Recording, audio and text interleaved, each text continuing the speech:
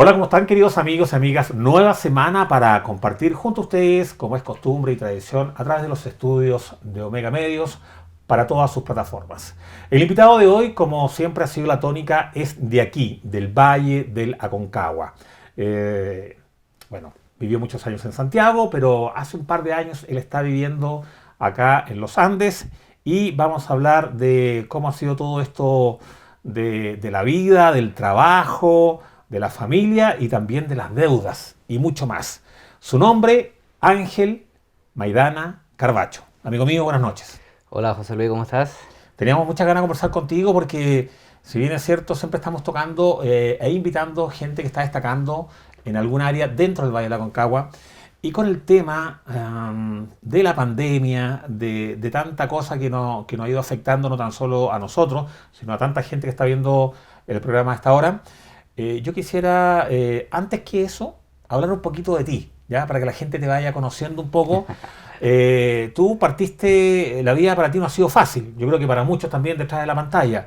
Tuviste que estudiar y costearte tus estudios de abogacía tú solo, digamos, porque en el fondo mamá y papá no tenían los medios como para darse el lujo de mandarte a la U.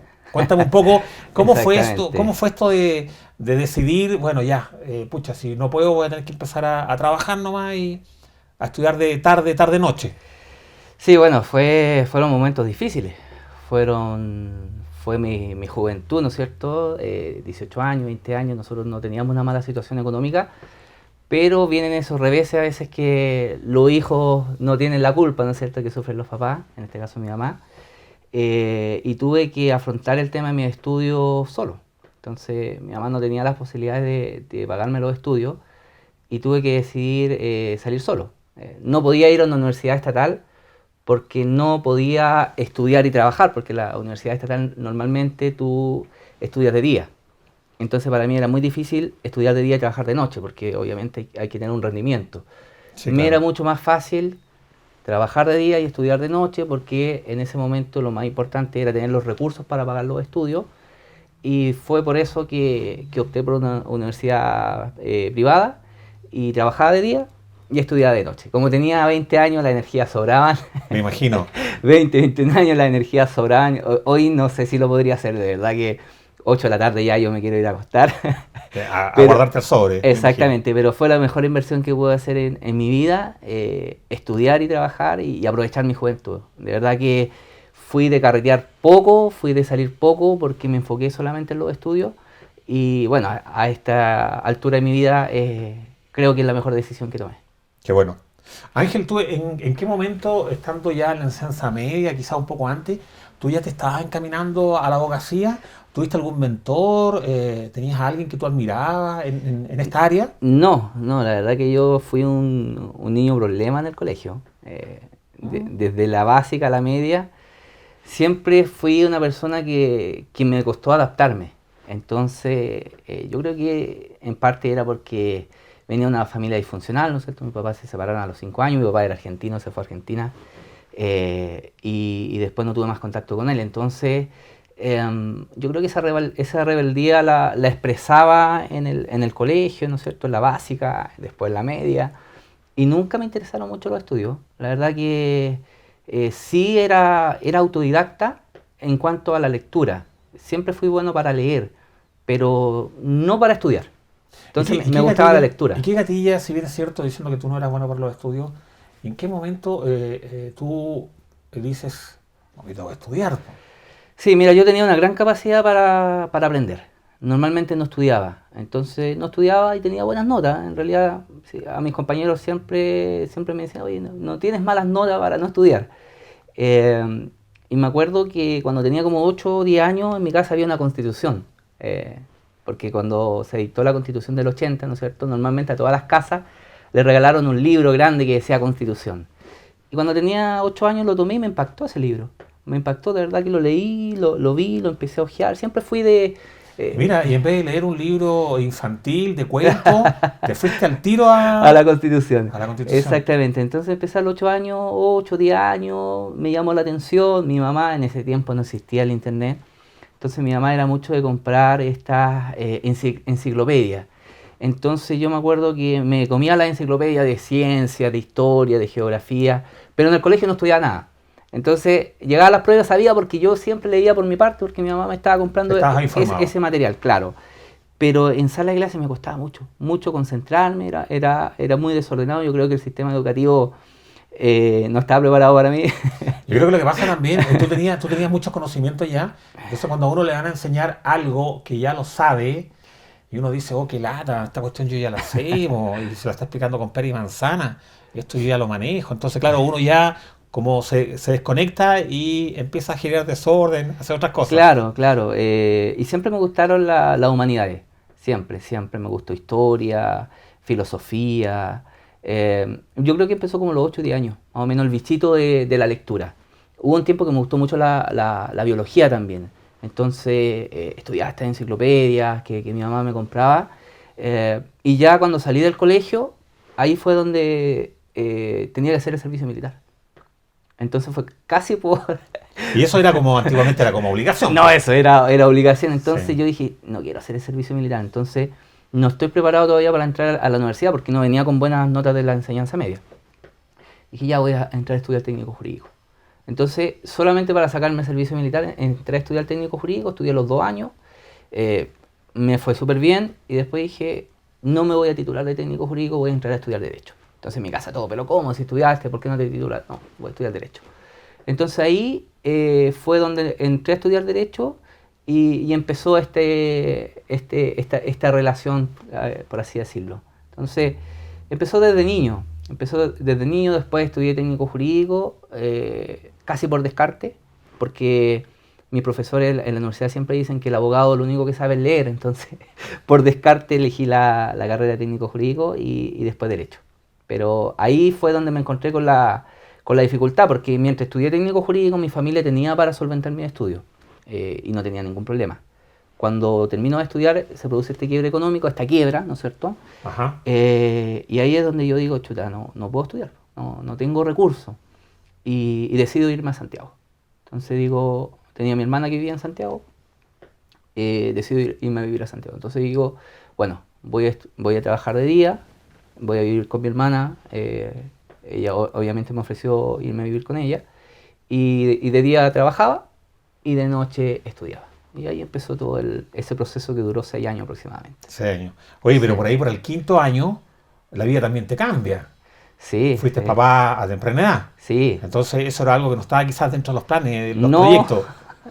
No estaba dentro de la planificación. Y bueno, ahí ya estaba trabajando en un buen estudio en Santiago. Yo en la universidad fui todo lo contrario que no fui en el colegio. En la universidad fui un alumno destacado. Entonces entré a estudiar y era de los alumnos que tenían las mejores notas. Tuve hasta 7, lo que era muy difícil en la carrera de Derecho varias veces.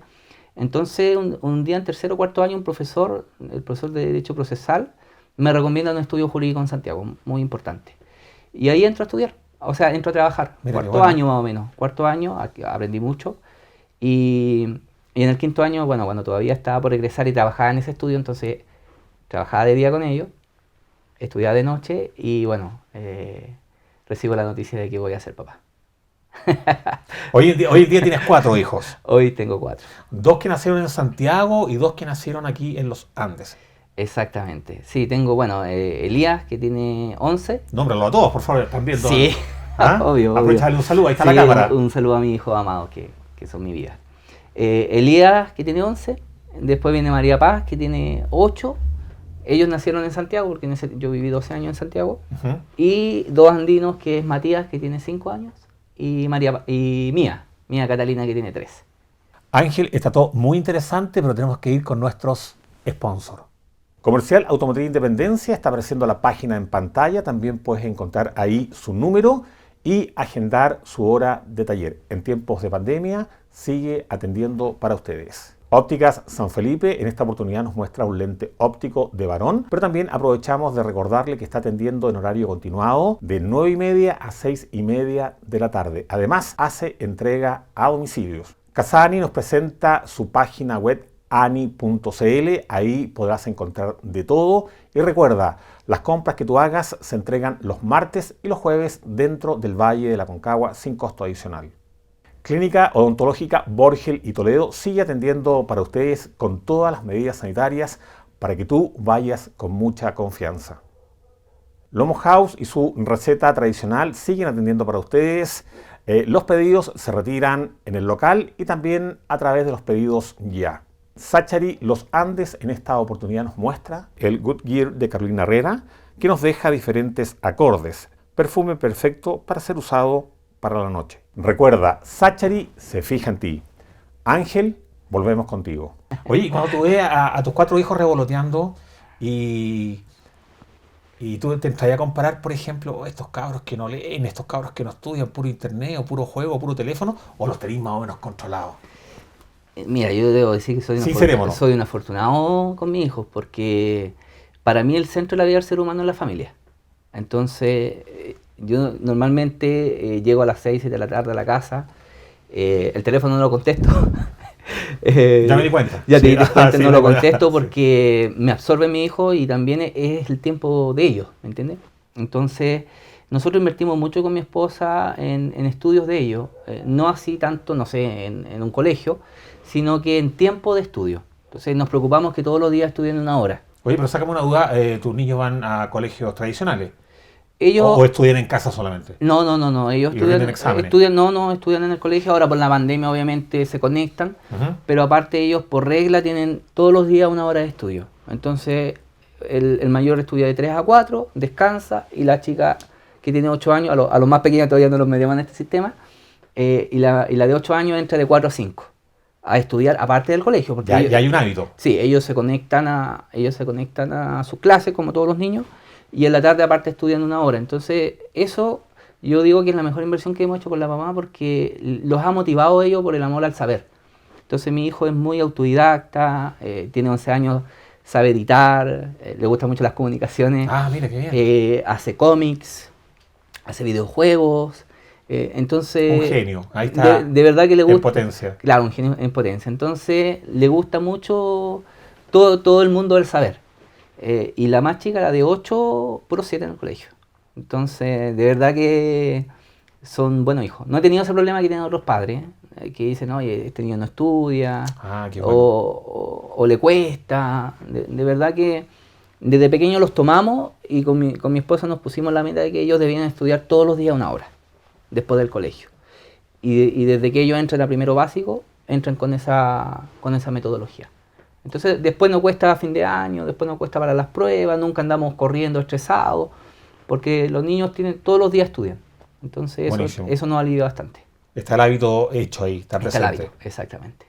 Oye, Ángel, yo te quisiera preguntar una palabra, el SOS, que es conocido a nivel mundial, cuando uno está así como acogotado, está con problemas, pide socorro, pide ayuda. Es un proyecto que, si bien es cierto, nace en Santiago capital. Estuve empapándome un poco de tu historia. Tú dices y reconoces abiertamente que fueron los primeros 3 años, cuando tú naces con este proyecto. Dice abiertamente, perdimos dinero. Claro. Pero yo creo que en el fondo también le das al revés, dice de nuevo, pero ganamos mucha experiencia. Entonces podemos decir que ese dinero fue inversión. De alguna forma. Claro, ahora mirado desde ese punto de vista, claro que sí. En ese momento no, pues dolía. Dolía, y además que no fue la primera marca que yo empecé a trabajar. Entonces yo comencé a trabajar con otra marca que hoy no existe, y me empezó a ir bastante bien. Yo no estaba titulado todavía de abogado, iba en 5º año y se me ocurrió este proyecto.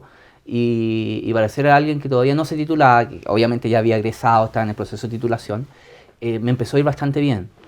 Y ahí cometí el error de que me asocié con un estudio en Santiago, donde me pintaron las cosas de otra manera, y yo ahí entré y estuve 3 años atrapado en ese proyecto. Entonces al final no fue un proyecto 100% mío, sino que fue un proyecto al que yo me uní, ¿no es cierto? Y esos 3 años fueron de pérdida. O sea, yo empecé solo, me fue bastante bien, y por querer abarcar más, ¿no es cierto? Porque ellos estaban en una posición mejor de la que yo estaba. Ahí entré a ese proyecto y ahí estuve 3 años. Atrapado. Sí. Atrapado, pero perdiendo plata, ganando muy poco, trabajando harto, pasando rabia con los socios, porque los socios no siempre trabajan lo mismo. Y fueron 3 años de frustración, de verdad. Fueron 3 años de perder solamente y aprender cómo no hay que hacer las cosas. Cómo uno no tiene que hacer las cosas para que le vaya mal. En ese año adquiriste un manual de las cosas que no hay que hacer. Las cosas que no hay que hacer. Ah, qué bien. Bueno, saquemos el lado positivo. Exactamente. Así que al tercer año, bueno, ya no daba más la situación y me voy. Y ahí formo SOS Deudores. Ahí comienzo con el proyecto SOS Deudores. Que fue un SOS para ti primero. Que fue un SOS para mí. Una salvada para ti. Exactamente. Yo venía de una situación más o menos parecida, ¿no es cierto? Y empiezo con ese proyecto y la verdad es que los primeros años fueron bien complejos. Fueron bien complejos porque primero había que hacerse la clientela, primero la gente tenía que confiar en ti. Yo era muy joven, tenía la característica, tenía 30 años, me veía de 20, 22 años, entonces los clientes entraban a la oficina y me decían, pero usted es un niñito, me decían.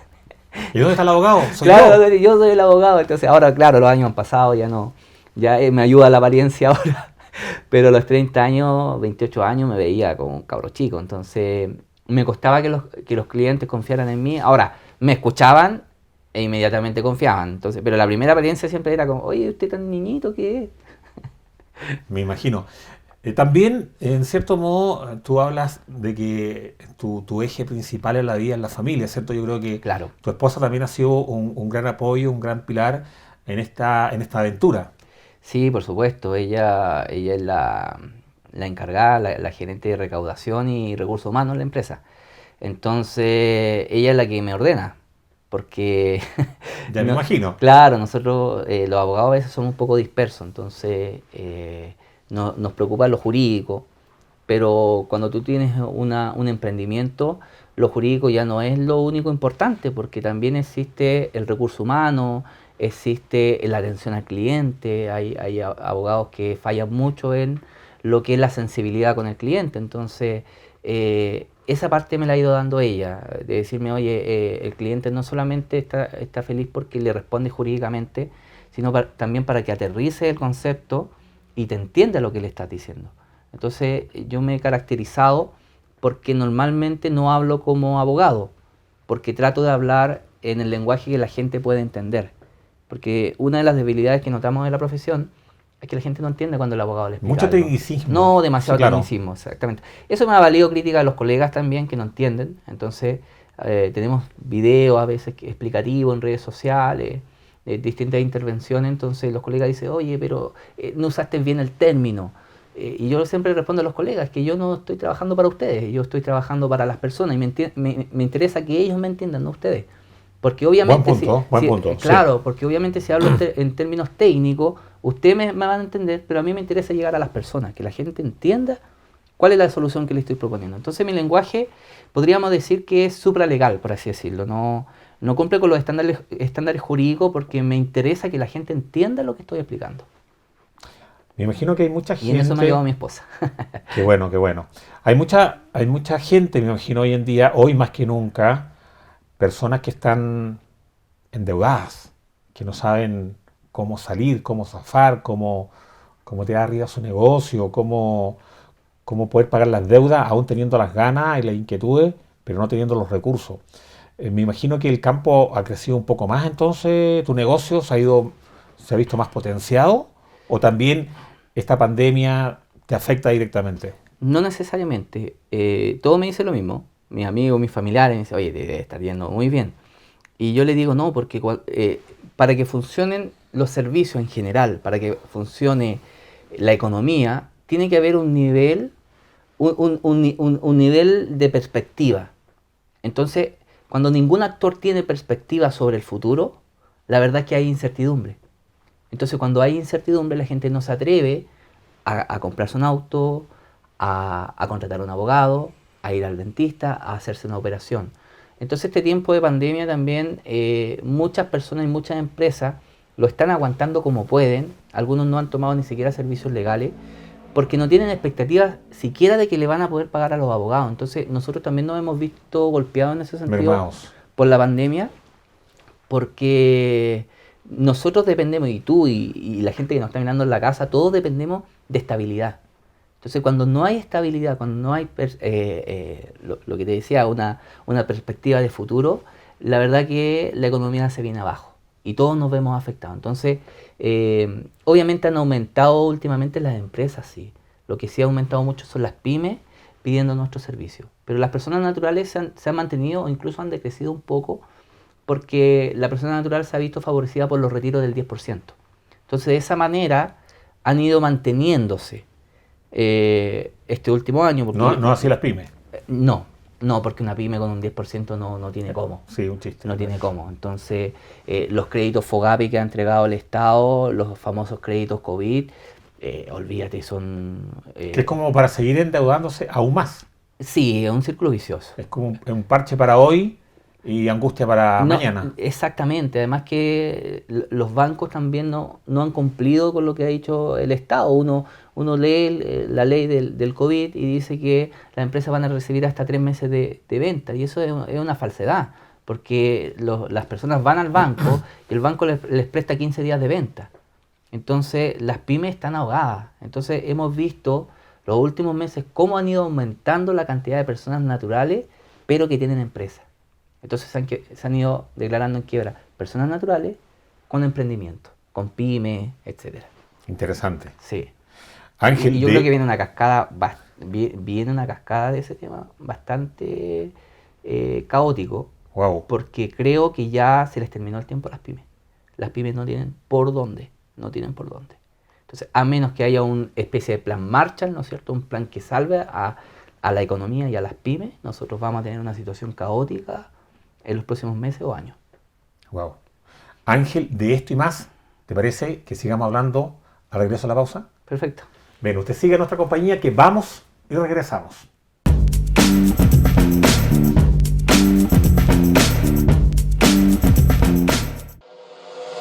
Somos una empresa del Valle de la Aconcagua. Contamos con neumáticos en todas las medidas, o si no, lo traemos por encargo. Tenemos todos los aceites y lubricantes recomendados por las marcas oficiales. Contamos también con tecnología de punta para chequear su vehículo. Y además, la más amplia variedad de baterías en las marcas más importantes a nivel país. Somos Comercial Automotriz Independencia.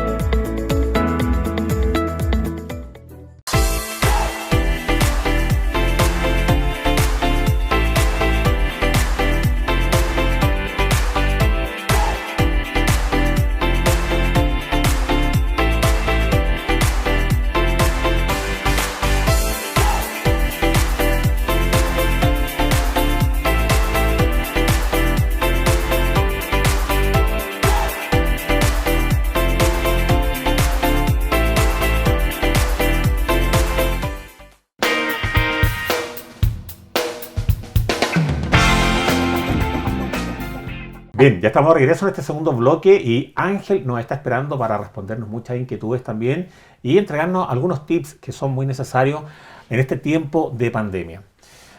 Yo quisiera hay mucha gente que está con deuda, ya está como, oye, a Dios gracias, yo estoy bien. Pero Qué bueno, hay mucha eres gente, de los pocos. Sí, soy de los pocos afortunados. Dios está conmigo. Qué Y bueno. hay gente que está como muy, que no, incluso no duerme tranquila o simplemente no duerme, ¿ya?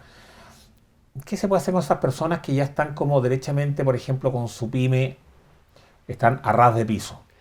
¿Es aconsejable tirarse a la bancarrota, a la quiebra, o todavía existe una posibilidad, un resquicio, puede resucitar algo que está tan alicaído? Mira, lo primero que me gustaría aclarar es que el concepto de quiebra no es 100% un concepto negativo. De hecho, la ley, que tiene un poquito más de 6 años, se llama de reorganización y liquidación voluntaria y no de quiebra. Se llama, Nombre más técnico. uno le llama quiebra Ah, perfecto. porque era una ley que venía de los años 80 prácticamente. Ujú. Hace 6 años se sacó esta ley y habla de liquidación voluntaria. ¿Y por qué sacaron el concepto quiebra? Porque el concepto quiebra trae consigo una sensación de fracaso, ¿no es cierto? En cambio, la liquidación tiene que ver con el término de un ciclo, pero comenzar otro. Entonces, es súper importante saber que lo más probable es que nosotros vamos a fracasar en la vida, más de alguna vez. Y que esta ley le ayuda a aquellos emprendedores que fracasaron. Y al fracaso no hay que tenerle miedo, ¿sí? El fracaso es parte de la vida. Aprendizaje. Yo cuando comencé te decía que estuve 3 años en un proyecto donde solamente perdí dinero, y creo que es la mejor enseñanza que yo tuve, porque los malos momentos son los que nos traen enseñanza a futuro. Los buenos momentos se disfrutan, pero no te dejan mucha enseñanza.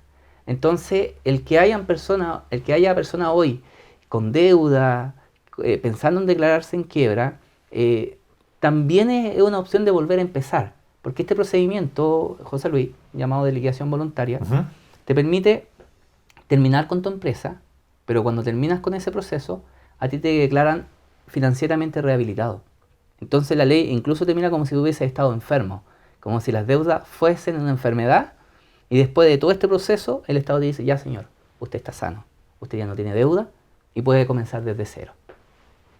Interesante, ¿eh? Exactamente. Entonces no hay que mirarlo así tan desde el punto de vista negativo. Claro, hay que verlo como un nuevo empezar, Es un un nuevo nuevo comienzo. Sí. Es un nuevo comienzo. Y si bien es cierto, claro, lamentablemente las malas experiencias de esas uno aprende, porque son los que te generan golpes impactantes en tu vida, entonces tú dices, wow. Entonces cuando ya te viene algo parecido, tú ya tienes el conocimiento previo La experiencia de la anterior. experiencia, sí, es un buen punto.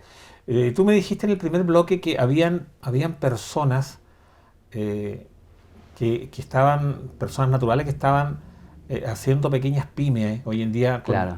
Me imagino que esto con el e-commerce, con el comercio por internet, ha servido como para potenciar a personas que se arriesgan a hacer cosas y vender cosas por internet y abrir un giro de manera mucho más rápida, más instantánea y seguir generando dinero, o sea, reinventándose en el fondo. Exactamente. Bueno, el tema de las deudas y el tema del emprendimiento es, más que el emprendimiento, más que las deudas, es siempre un mundo que está girando. Es un mundo que está cambiando. En la vuelta siguiente ya no es lo mismo. Entonces esta pandemia lo que ha hecho es que muchos emprendedores han encontrado vetas de negocio que no existían o que ellos pensaban que en 3 años más iban a aparecer. Entonces se encontraron de repente con que se aceleró todo lo que ellos pensaban y le está yendo fantástico. Hay otros que trabajaban de manera más tradicional y son los que se están viendo con los problemas. Por ejemplo, la gente que tiene restaurante y no tenía un servicio de delivery, por ejemplo. Gente que tenía su negocio muy relacionado con la atención directa a público. Entonces, los restaurantes. Entonces, ellos se han visto afectados por esta pandemia más que nadie y son los que están empezando a iniciar estos procesos de quiebra. Nosotros hemos visto un aumento considerable de personas que se están declarando en quiebra y van de la mano con emprendimientos tradicionales. Entonces, también, si las personas que nos están escuchando y nos están viendo, si ven que su negocio no tiene vuelta, quizás es tiempo también de ponerle fin.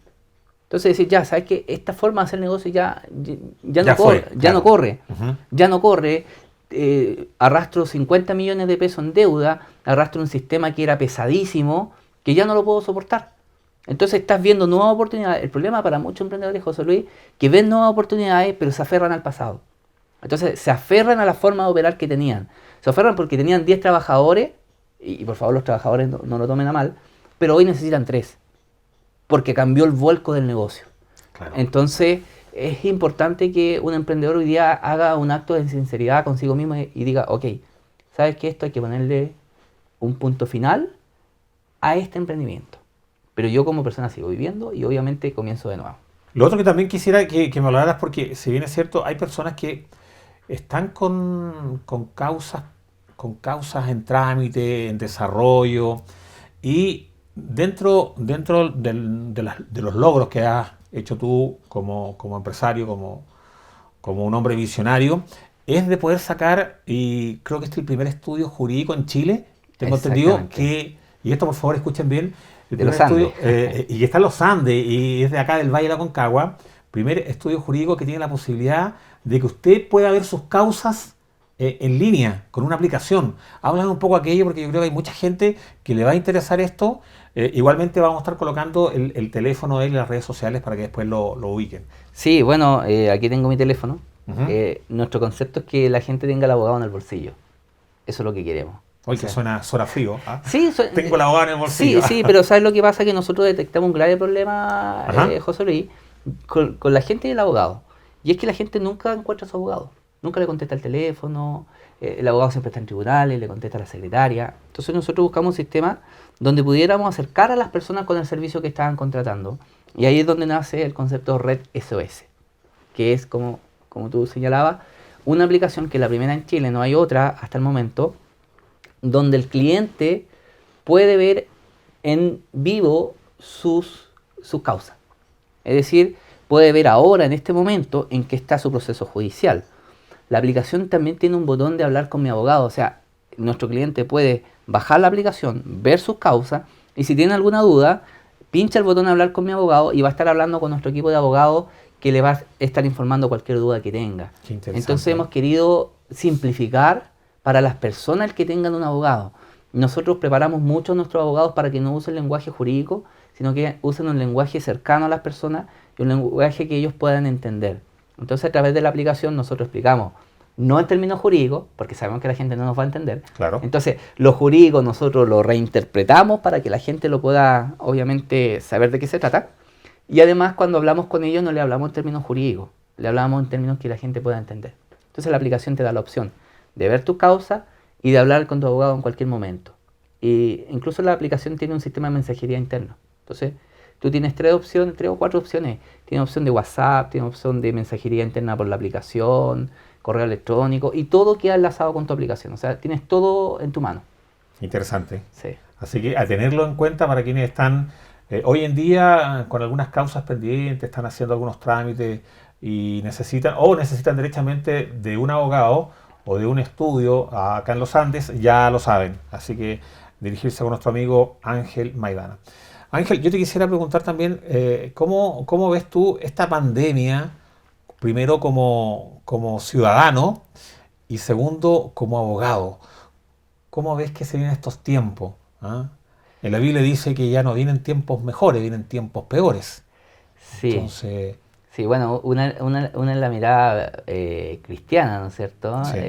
Para los que son cristianos, hay un término de la historia, hay un término de la historia que en otro día podemos hablar también. me parece bien. Hay un término de la historia, en términos terrestre, por así decirlo, humano. Yo creo que esta pandemia trae oportunidades y problemas. Problemas los hemos visto todos. Sí.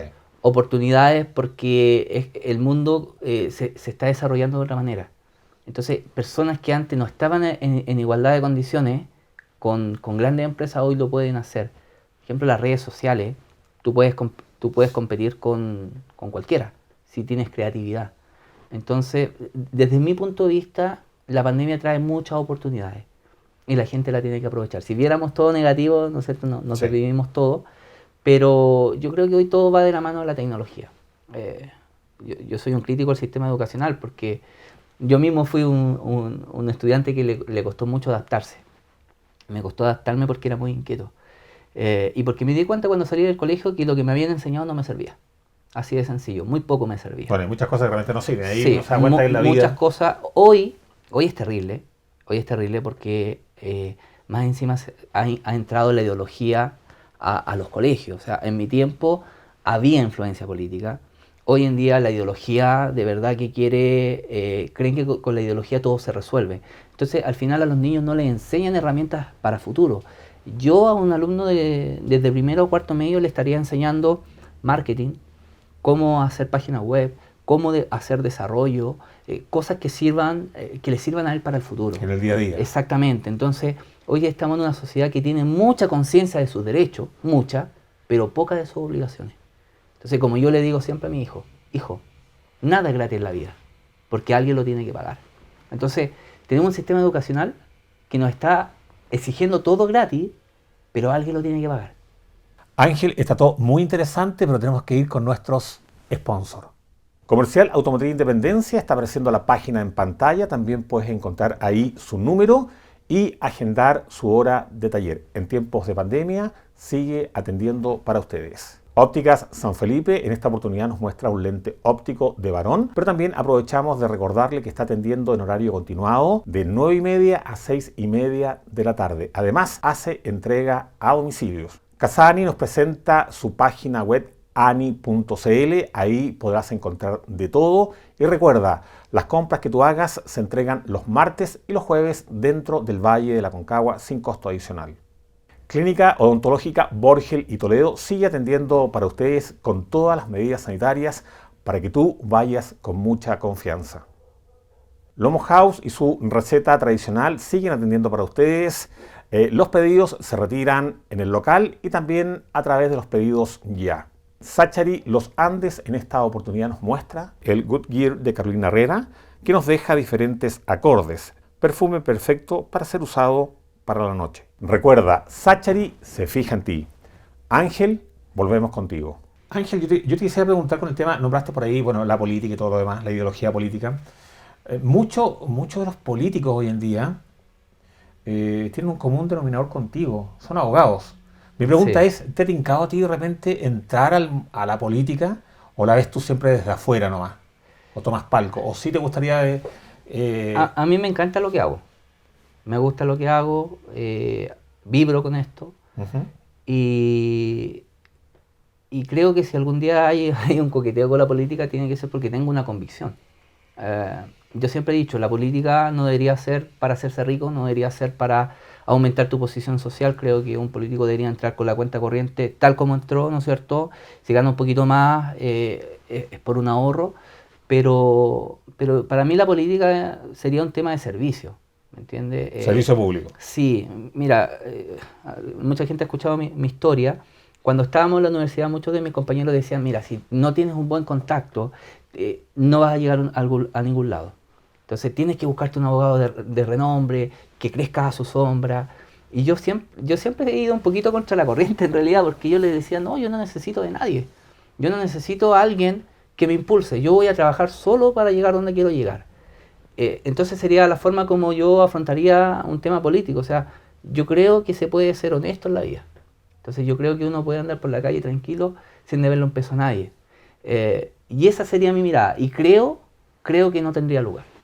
Creo que no tendría lugar personas como yo, porque yo no estaría dispuesto a transar absolutamente en nada, ni en un lápiz. Perfecto. Entonces esas cosas creo que nunca me llevarían a mí a estar en un cargo de elección popular, porque quizás no le conviene gente que piense de esa manera, no sé. Es mi visión, No, interesante. No tengo una mirada muy buena del mundo político. Bueno, y hoy en día, más todavía con todo lo que está pasando, estamos viviendo tiempos muy difíciles en donde sí, necesitamos reinventarnos y todo. Por eso era importante, este programa se llama En tu propia ley. Es como la vida te ha tratado a ti hasta este momento. O sea, cómo has llegado a ser lo que eres hoy en día. Y es básicamente, es producto de tu trabajo, de tu consecuencia. Y yo también comparto un poco contigo. Uno siempre también he tratado de ir como contra la corriente. Siempre me han visto como un bicho raro. Dice, claro, porque justamente uno tiene esa, no un libertinaje, pero tiene esa capacidad de ser libre, de no tener ataduras con políticos, de no deber favores, de no... Entonces creo que por ahí va un poco lo tuyo. Tú quieres desarrollarte sin que nadie diga, oye, este tipo está ahí gracias a mí. Claro, y el amor a la verdad. Nosotros con mi esposa somos amantes de la verdad. Entonces, en mi casa los niños se pueden equivocar. Cualquier cosa, ellos cuando cometen errores normalmente van donde nosotros, papá dice esto, y nos dicen. Porque en la casa... No tapan con rama, ¿no? Así como un comando, no. No, porque nosotros le hemos enseñado que no hay nada más grande en la vida que la verdad. Buenísimo. Entonces, esa ha sido la forma en que yo me he manejado, ¿entiendes? O sea, creo que ese principio, cualquier persona que esté mirando y que aplique ese principio en su vida va a llegar donde quiera llegar. Quizás se va a demorar un poquito más, un poquito menos, pero va a llegar. Puede que te demores más, Uh-huh. pero la satisfacción personal de que no tuviste que ceder con nadie, de verdad que eso es impagable. Que no le debes nada a nadie, que te esforzaste, que a lo mejor no estás tan alto como otros, no importa, pero estás donde tus capacidades te permitieron llegar. Y eso es importante también, que uno esté conforme con el lugar donde llegó, ¿entiendes? Pero llegaste porque tenías esa capacidad, no porque coimeaste a alguien, no porque compraste esto, no porque tuviste que recurrir a malas prácticas, Uh-huh. ¿me entiendes? Entonces, Pero importante también hay algo que se está viendo, sobre todo con el tema de la pandemia, que mucha gente, y uno también ve profesionales que son muy exitosos y todo, pero llegan a su casa, tienen un desastre, no tienen familia, o los hijos están lejos, ya no está con la señora. claro. Entonces yo creo que hay algo muy importante que es priorizar lo más importante en la vida. Yo creo que para muchos que están en sus casas también, hoy en día le han tomado peso realmente a la familia, a disfrutar de las cosas simples de la vida, hacer un pancito amasado en Claro. casa, amasar en familia, no sé, jugar un juego de mesa. Ver Entonces, películas. ver películas, que es lo que me apasiona a mí. Entonces, igual siento que es un tiempo también para reencontrarse con la familia. ¿Cómo ha sido tu caso? Mira, mucha gente tiene problemas, yo creo, se han visto problemas de violencia intrafamiliar, problemas con los hijos, y para mí mi casa es mi templo. Para mí es el lugar donde yo llego, desconecto el teléfono y no existe el mundo. Entonces, yo creo que cuando el ser humano le da el valor que merece la familia, es realmente feliz. ¿Entiendes? Porque la pandemia, algunos lo ha tratado mal, algunos han perdido sus negocios, algunos se han endeudado. Pero mientras tu casa esté bien, yo creo que el resto es relativo. ¿Entiendes? Para Se mí, puede recuperar. exactamente. Para mí la prioridad, o sea, yo podría trabajar los fines de semana, yo por regla no trabajo ni sábado ni domingo. Me paguen lo que me paguen. O sea, me llama el presidente de la República y te llama, no, lo siento. ¿Pero por qué? Tengo que estar con mi hijo. Entonces, para mí no hay sábado y domingo que se trabaja. Tú estás invirtiendo con tus lindos recuerdos con tu hijo, en el fondo, básicamente. Exactamente. Eso. Y lo otro, después de las 7 de la tarde tampoco se trabaja. Entonces, son tiempos que yo llego a mi casa y soy de mi hijo. Les pertenezco a ellos, vemos una película, los reto también, soy papá, me enojo, los mando a cortar a veces. Si no soy el papá perfecto, si también soy gruñón, tengo mi carácter. Y tengo que ocupar mi posición de papá también, que no siempre es hacerle cariño, que a veces es corregirlo.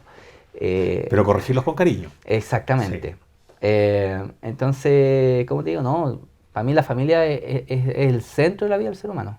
¿Tú qué mensaje le puedes entregar? Porque ya nuestro director dice que nos están quedando aproximadamente 4 minutos.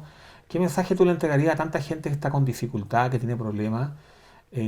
¿Cuál sería tu mensaje? Ahí está la cámara. Tú eres un hombre de familia, entonces muchas veces uno tiene la solución al lado y no la ve o no la quiere ver. Sí. Bueno, primero, no hay problemas que no se puedan resolver, ¿no es cierto? Si el problema está de la puerta de la casa hacia afuera, tiene solución. Tenemos que cuidar la casa, tenemos que estar bien. Un hombre que sale mal o una mujer que sale mal de la casa, ya todo va mal de ahí hacia allá.